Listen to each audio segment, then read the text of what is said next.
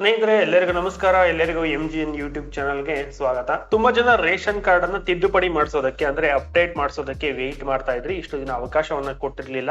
ಆದ್ರೆ ಈಗ ಸರ್ಕಾರ ರೇಷನ್ ಕಾರ್ಡ್ ಅನ್ನ ಅಪ್ಡೇಟ್ ಮಾಡಿಸೋದಕ್ಕೆ ಅವಕಾಶವನ್ನ ಕೊಟ್ಟಿದೆ. ಏನೇನೆಲ್ಲ ತಿದ್ದುಪಡಿಯನ್ನ ಮಾಡಿಸಬಹುದು, ಆ ಒಂದು ತಿದ್ದುಪಡಿಯನ್ನ ಮಾಡಿಸೋದಕ್ಕೆ ಏನೇನೆಲ್ಲ ದಾಖಲೆಗಳು ಬೇಕಾಗುತ್ತೆ ಅನ್ನೋದನ್ನ ಸಂಪೂರ್ಣ ಮಾಹಿತಿಯನ್ನ ತಿಳಿಸ್ಕೊಡ್ತೀನಿ. ಅದರ ಜೊತೆಯಲ್ಲಿ ಹೊಸ ರೇಷನ್ ಕಾರ್ಡ್ಗೆ ಅರ್ಜಿಯನ್ನ ಸಲ್ಲಿಸಬೇಕು ಅನ್ಕೊಂಡಿರೋರು ಏನ್ ಮಾಡ್ಬೇಕು ಅನ್ನೋದನ್ನು ಕೂಡ ನಿಮ್ಗೆ ತಿಳಿಸ್ಕೊಡ್ತೀನಿ.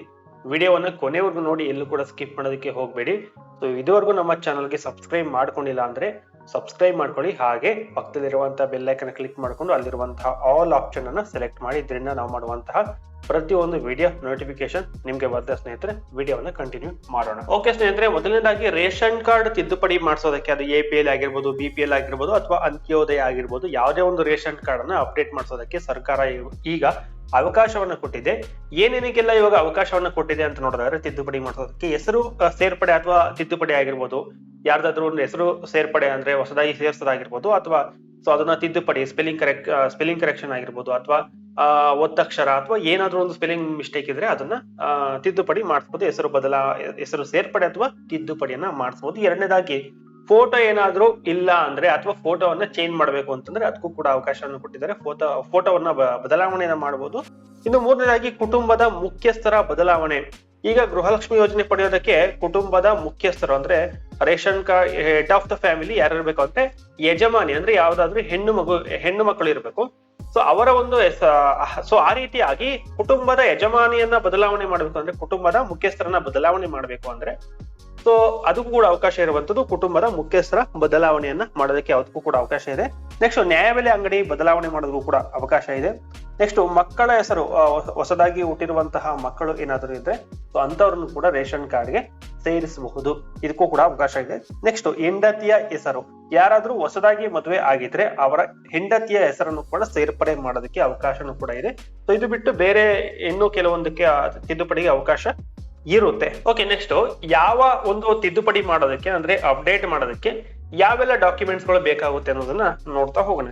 ಮೊದಲನೇದಾಗಿ ಹೆಸರನ್ನ ತಿದ್ದುಪಡಿ ಮಾಡ್ಬೇಕು ಅಂದ್ರೆ, ಹೆಸರು ಏನಾದ್ರೂ ಬದಲಾವಣೆ ಮಾಡಬೇಕು, ಸ್ಪೆಲ್ಲಿಂಗ್ ಮಿಸ್ಟೇಕ್ ಆಗಿರ್ಬೋದು ಅಥವಾ ಏನೇ ಒಂದು ಬದಲಾವಣೆ ಮಾಡಬೇಕು, ಅದನ್ನ ಕರೆಕ್ಟ್ ಮಾಡಬೇಕು ಅಂದ್ರೆ ಜನನ ಪ್ರಮಾಣ ಪತ್ರ ಬೇಕಾಗುತ್ತೆ. ಅದರ ಜೊತೆಯಲ್ಲಿ ಶಾಲಾ ಪ್ರಮಾಣ ಪತ್ರ, ಒಂದು ಸ್ಟಡಿ ಸರ್ಟಿಫಿಕೇಟ್ ಅಥವಾ ಒಂದು ಬರ್ತ್ ಸರ್ಟಿಫಿಕೇಟ್, ಇವೆರಡರಲ್ಲಿ ಯಾವ್ದಾದ್ರು ಒಂದಿದ್ರು ಸಾಕಾಗುತ್ತೆ. ನೆಕ್ಸ್ಟ್ ಏನಾದ್ರೂ ಅಡ್ರೆಸ್ ಅನ್ನ ಬದಲಾವಣೆ ಮಾಡಬೇಕು ಅಂದ್ರೆ ವಿಳಾಸವನ್ನ ಬದಲಾವಣೆ ಮಾಡಬೇಕು ಅಂದ್ರೆ ನಿಮ್ಮ ಕರೆಂಟ್ ಬಿಲ್, ನೀವು ಪ್ರತಿ ತಿಂಗಳು ಕಟ್ಟುವಂತಹ ಯಾವ್ದಾದ್ರು ಒಂದು ಕರೆಂಟ್ ಬಿಲ್ ಇದ್ರೆ ಸಾಕಾಗುತ್ತೆ. ನೆಕ್ಸ್ಟ್ ರೆಂಟಲ್ ಅಗ್ರಿಮೆಂಟ್, ನೀವೇನಾದ್ರೂ ಬಾಡಿಗೆ ಮನೆಯಲ್ಲಿ ಇದ್ರೆ ರೆಂಟಲ್ ಅಗ್ರಿಮೆಂಟ್ ಬೇಕಾಗುತ್ತೆ. ಮತ್ತೆ ನೀವು ಇರುವಂತಹ ಜಾಗ ಏನಿರುತ್ತೆ ಆ ಜಾಗದ ಒಂದು ಪ್ರಮಾಣ ಪತ್ರ ಬೇಕಾಗುತ್ತೆ.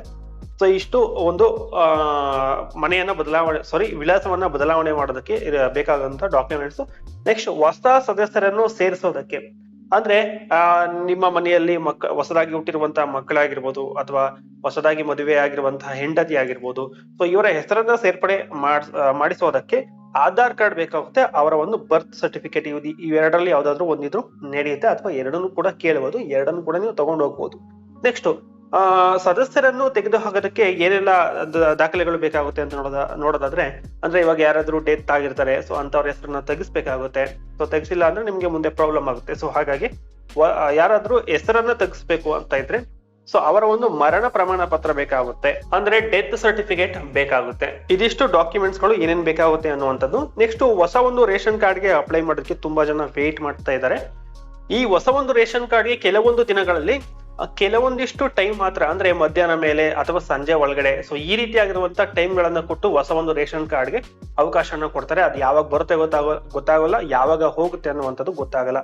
ಸೊ ಕೆಲವೊಂದ್ ಬಾರಿ ದಿನಕ್ಕೆ ಕೆಲವು ಗಂಟೆಗಳು ಮಾತ್ರ ಅವಕಾಶವನ್ನ ಕೊಡ್ತಾರೆ. ಸೊ ಹಾಗಾಗಿ ಅರ್ಜಿ ಸಲ್ಲಿಸೋದಕ್ಕೆ ಕೆಲವರಿಗೆ ಆಗೋದಿಲ್ಲ, ಯಾಕಂದ್ರೆ ಕೆಲಸಗಳಿಗೆ ಹೋಗಿರ್ತಾರೆ ಅಥವಾ ಬೇರೆ ಕೆಲಸಗಳಲ್ಲಿ ಇರ್ತಾರೆ. ಅಂತ ಸಂದರ್ಭದಲ್ಲಿ ಆಗೋದಿಲ್ಲ.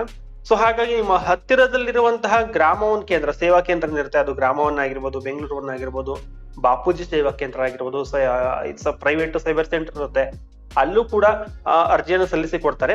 ಅವ್ರ ಹತ್ರ ನೀವು ಅವಾಗ ವಿಚಾರಿಸಿರ್ಬೇಕು, ಯಾವಾಗಾದ್ರೂ ಬಂದಾಗ ನಮ್ಗೆ ತಿಳಿಸಿ ಅಂತ ಹೇಳಬೇಕು. ಆಗ ನಿಮ್ಗೆ ಅವರು ಹೇಳ್ತಾರೆ, ಅವಾಗ ನೀವು ಹೊಸ ಒಂದು ರೇಷನ್ ಕಾರ್ಡ್ಗೆ ಅರ್ಜಿನ ಸಲ್ಲಿಸಬಹುದು. ಅದು ಬಿಟ್ರೆ ನೀವು ಇಲ್ಲಿ ನೋಡ್ತಿರ್ಬೋದು, ಆಹಾರ ಇಲಾಖೆಯ ವೆಬ್ಸೈಟ್ ನಲ್ಲಿಯೂ ಕೂಡ ಹೊಸ ಒಂದು ರೇಷನ್ ಕಾರ್ಡ್ಗೆ ಲಿಂಕ್ ಓಪನ್ ಆಗಿದೆ. ಸೊ ಈ ಒಂದು ಲಿಂಕ್ ಮುಖಾಂತರ ನೀವು ಅರ್ಜಿನ ಸಲ್ಲಿಸಬಹುದು. ಇಲ್ಲ ಅಂದ್ರೆ ನಿಮ್ಗೆ ಗೊತ್ತಾಗಿಲ್ಲ ಅಂದ್ರೆ ನೀವು ಸೇವಾ ಕೇಂದ್ರಗಳಿರುತ್ತಲ್ಲ, ಗ್ರಾಮ one, Karnataka one, Bengaluru one, ಆ ಒಂದು ಸೇವಾ ಕೇಂದ್ರಗಳಲ್ಲಿ ಅರ್ಜಿಯನ್ನ ಸಲ್ಲಿಸಬಹುದು. ಹೊಸ ಒಂದು ರೇಷನ್ ಕಾರ್ಡ್ಗೆ ಅರ್ಜಿಯನ್ನ ಸಲ್ಲಿಸೋದಕ್ಕೆ ದಾಖಲೆಗಳು ಏನೇನ್ ಬೇಕಾಗುತ್ತೆ ಅಂತ ನೋಡೋದಾದ್ರೆ, ಎಲ್ಲ ಸದಸ್ಯರ ಆಧಾರ್ ಕಾರ್ಡ್ ಬೇಕಾಗುತ್ತೆ. ನಿಮ್ಮ ಮನೆಯಲ್ಲಿ ಎಷ್ಟು ಜನ ಸದಸ್ಯರು ಇದ್ದಾರೆ ಅಷ್ಟು ಸದಸ್ಯರ ಆಧಾರ್ ಕಾರ್ಡ್ ಬೇಕಾಗುತ್ತೆ, ಫೋನ್ ನಂಬರ್ ಬೇಕಾಗುತ್ತೆ. ಅಗತ್ಯ ಇದ್ರೆ ಕರೆಂಟ್ ಬಿಲ್ ಕೂಡ ಬೇಕಾಗುತ್ತೆ, ಯಾಕಂದ್ರೆ ಅಡ್ರೆಸ್ ಪ್ರೂಫ್ಗೆ ಕರೆಂಟ್ ಬಿಲ್ ಕೂಡ ಬೇಕಾಗುತ್ತೆ. ಸೊ ನೀವು ಆದಷ್ಟು Aadhaar card plus mobile number plus current bill, ಈ 3 ದಾಖಲೆಗಳನ್ನು ತಗೊಂಡೋಗಿ ಹೊಸ ಒಂದು ರೇಷನ್ ಕಾರ್ಡ್ಗೆ ಅರ್ಜಿಯನ್ನು ಸಲ್ಲಿಸುವಂತ ಸಂದರ್ಭದಲ್ಲಿ ಇದರ ಬಗ್ಗೆ ಹೆಚ್ಚಿನ ಮಾಹಿತಿ ಬಂದ್ರೆ ನಿಮಗೆ ಮುಂದಿನ ದಿನಗಳಲ್ಲಿ ಅಥವಾ ಮುಂದಿನ ವಿಡಿಯೋಸ್ಗಳಲ್ಲಿ ತಿಳಿಸ್ಬಿಡ್ತೀನಿ. Thank you for watching.